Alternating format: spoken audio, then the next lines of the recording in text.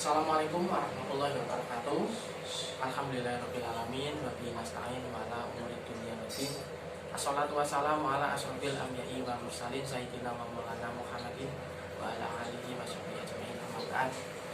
Pertama-tama kita marilah panjatkan puji dan syukur kita atas kehadiran Allah Subhanahu wa taala yang telah memberikan rahmat serta hidayahnya kepada kita semua, sehingga saya sendiri dapat membuat video ini dalam sehat walafiat.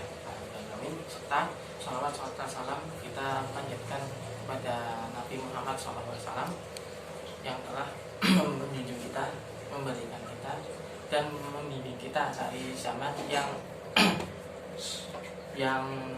terang benderang ini, dari zaman jahilah ke zaman terang benderang ini. Nah, dalam video ini perkenalkan, saya Helmi Fajar Mujahidin Akbar, NIM 4219020. Dalam video ini saya akan membacakan atau membuat video ini, saya akan membahas sebuah materi tugas UTS yang soal-soalnya itu sudah diberikan kepada Bapak Bahtiar dalam mata kuliah Filsafat Ekonomi Islam kelas C. Nah, yang pertama itu adalah Tauhid. Tauhid sebagai fondasi Islam, fondasi dalam ekonomi Islam. Apa sih itu Tauhid? Tauhid adalah dalam konsep akidah Islam menyatakan bahwa keesaan Allah, yaitu sudah terdapat lafal la ilaha illallah, artinya tiada Tuhan selain Allah.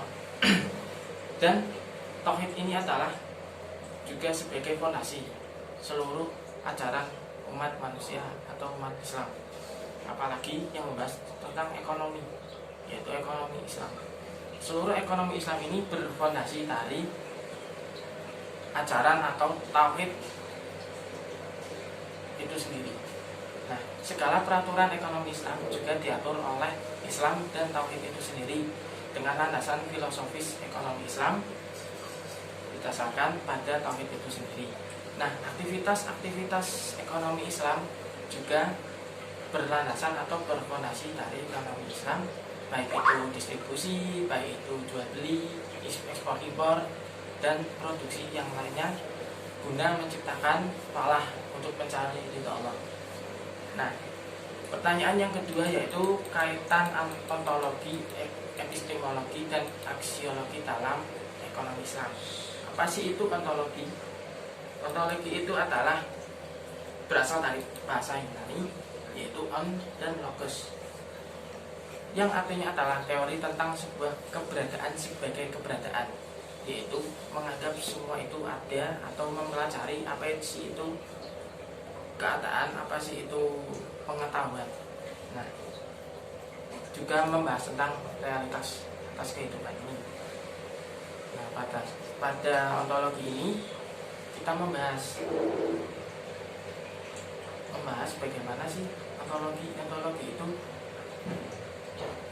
ilmu filsafat yang membahas apa sih itu keadaan, apa sih itu keberadaan, agar kita ingin tahu, merasa ingin tahu apa sih itu ketuhanan, apa sih itu kehidupan, apa sih itu alam semesta.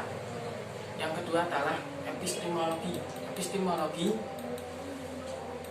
berasal dari bahasa Yunani, yaitu episteme dan logos, adalah teori tentang pengetahuan yang diperoleh dengan akal atau panca indera manusia dalam berbagai metode.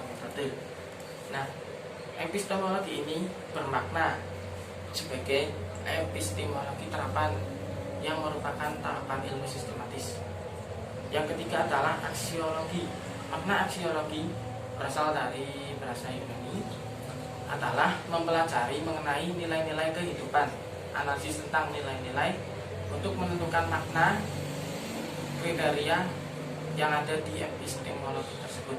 Nah, kaitannya antara ontologi, epistemologi, dan aksiologi dalam ekonomi Islam, yaitu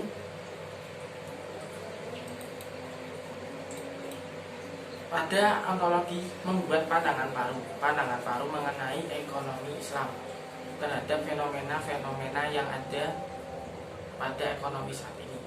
Nah, yang epistemologi adalah kaitannya dengan ekonomi Islam yaitu pandangan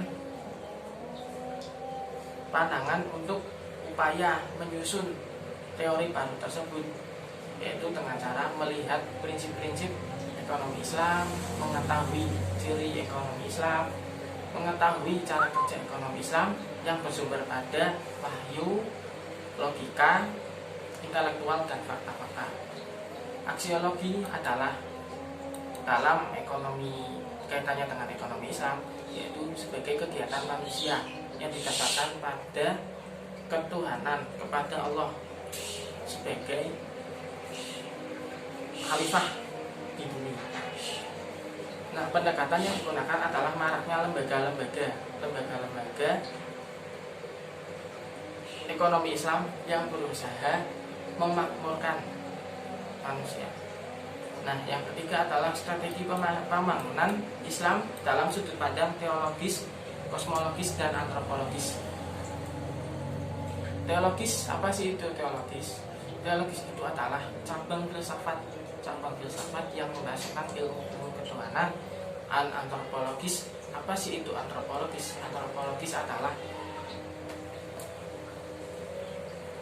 cabang filsafat yang membahas tentang manusia. Kosmologis adalah cabang filsafat yang membahas tentang alam semesta. Kaitannya ketiga antara tersebut dengan pembangunan ekonomi Islam adalah teologis, yaitu menciptakan antropologis. Digambarkan dalam diagram segitiga, teologis itu berada di paling atas, yaitu menciptakan antropologis. Nah, antropologis kaitannya dengan Tuhan, yaitu sebagai bertauhid, beribadah, dan seluruh ajaran-ajarannya itu berasal dari teologis. Nah, teologis kaitannya dengan kosmologis, yaitu teologis menciptakan kosmologis atau alam semesta guna menyediakan semua kebutuhan yang digunakan oleh antropologis. Nah, kaitannya antropologis dengan kosmologis itu, yaitu kosmologis memberikan sumber daya alam, memberikan atau menyediakan segala kebutuhan manusia untuk menunjang kehidupan sehari-harinya. Nah, perbedaan ekonomi konvensional dengan ekonomi Islam berdasarkan teologis, antropologis, dan kosmologis. Dalam teologis bersumber sistem ekonomi konvensional itu bersumber dari self interest atau keperluan pribadi, tidak dengan pengabdian kita kepada Allah Subhanahu wa taala. Untuk antropologi, norma dan etika itu bukanlah hal yang utama dalam ekonomi konvensional. Serta kosmologi itu adalah hanya mengutamakan materi saja, bukan mengutamakan materi, uang, atau menggunakan materi spiritual, beda seperti dengan ekonomi Islam. Nah, dalam sistem ekonomi Islam kaitannya dengan teologi, yaitu kesadaran kita akan ketuhanan. Nah, dalam hal ini kita melakukan kegiatan ekonomi itu berdasarkan Tuhan, berdasarkan teologi, berdasarkan Allah, dan dilandasi oleh dasar-dasar ajaran agama Islam.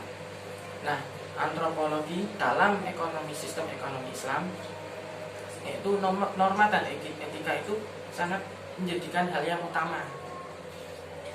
Dalam bernorma, dalam beretika itu menggunakan ada landasannya, yaitu landasannya Islam sendiri. Dan kosmologi dalam sistem ekonomi Islam yaitu menggunakan materi dan spiritual, tidak hanya materi saja, kita menggunakan ilmu-ilmu spiritual, yaitu ketuhanan, yaitu yang didasarkan dengan ajaran-ajaran agama. Nah, pada saat itu ajaran agama sangat terpenting dan menjadikan landasan fondasi bagi manusia untuk melaksanakan kegiatan ekonomi. Nah, untuk pertanyaan yang kelima, strategi pembangunan ekonomi: bekerja, wakaf, infak, sedekah bisa mengatasi masalah ekonomi. Bekerja adalah dalam hal ini sangat penting bagi manusia karena bekerja ini adalah untuk mendapatkan sebuah pendapatan untuk memenuhi kebutuhan keluarga, kebutuhan sehari-hari manusia. Nah, dalam konteks ini ekonomi Islam itu sangat diperlukan untuk membangun ekonomi. Jika seseorang itu tidak bekerja, maka hal-hal pembangunan ekonomi yang ada di dalam lingkungan keluarga atau lingkungan yang lain itu tidak akan berjalan dengan efektif. Karena kebutuhan-kebutuhan itu selalu diperlukan, yaitu dengan cara bekerja. Baik bekerja itu harusnya yang halal dan memikirkan tentang acara-acara ekonomi Islam, yaitu menggunakan cara yang halal dan tidak merugikan pihak tertentu. Yang kedua adalah infak, sedekah, dan wakaf. Infak sendiri adalah pemberian kita dengan cara ikhlas kepada orang-orang yang membutuhkan. Sama juga seperti sedekah, kita memberikan sesuatu harta kita atau materi-materi kita kepada orang-orang yang membutuhkan untuk mengatasi masalah ekonomi, yaitu memberikan kita uang kepada, contoh semisal memberikan uang kita kepada tetangga kita yang kurang mampu, kan itu bisa meningkatkan perekonomian tetangga kita. Nah, itu termasuk itu.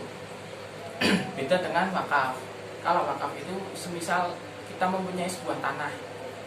Nah, tanah itu kita gunakan atau diberikan kepada hak wakaf seseorang untuk dibangun seperti sebuah masjid atau sebuah sekolah, sebuah madrasah untuk menunjang ekonomi yang ada di sekitarnya. Semisal contoh kita mempunyai sebuah tanah kosong, terus kita berikan kepada hak pendidikan, kita dibuatkan seperti contoh sekolah.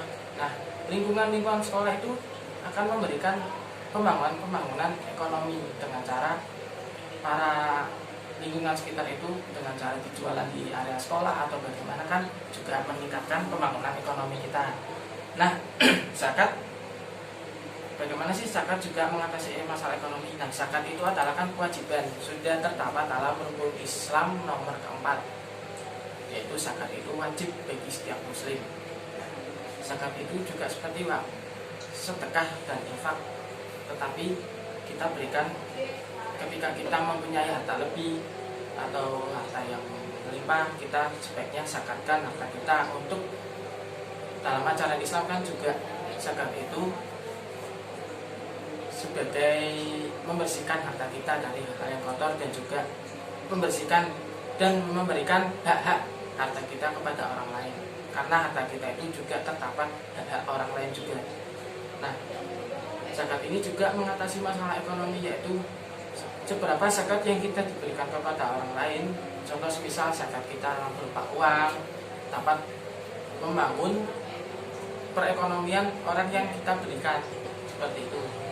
Nah, seperti itu yang bisa saya jawab. Mohon maaf apabila ada kekurangan.